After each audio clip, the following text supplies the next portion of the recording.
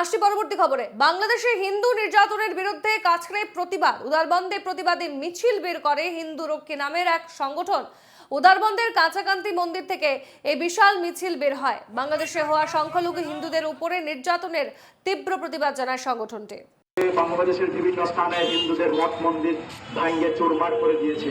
বিভিন্ন জায়গায় যে হিন্দু মা বোনদেরকে ঘর থেকে টেনে নিচ্ছে, বাইরে করে ধর্ষণ করা হচ্ছে, মারপিট করা হচ্ছে, আর বিভিন্ন ভয়ঙ্কর ভাবে হিন্দুদের উপর অত্যাচার চলছে। এই আন্দোলন যে মৌলবাদীরা যে ছাত্র বাংলাদেশের ছাত্ররা যে আন্দোলন বের করেছিল বাংলাদেশের সরকারের বিরুদ্ধে, সে আন্দোলনটি আমাদের হিন্দু বিরোধী আন্দোলন হয়ে দাঁড়ালো। তারপরে বিভিন্ন জায়গায় হিন্দুদের ক্ষতিগ্রস্ত হতে লাগলো। এখন পর্যন্ত অনেক জায়গায় হিন্দুরা এখন পর্যন্ত ঘরে ফিরে আসেনি। ফেনীর বিভিন্ন হিন্দু সংগঠনের কর্মকর্তারা বা অর্ডিনারি হিন্দুরাও ফেসবুকে একটি পোস্ট করছেন যে বাংলাদেশ থেকে হিন্দুরা তাদের ভিটামাটি ছেড়ে পালিয়ে ভারতে আসার জন্য।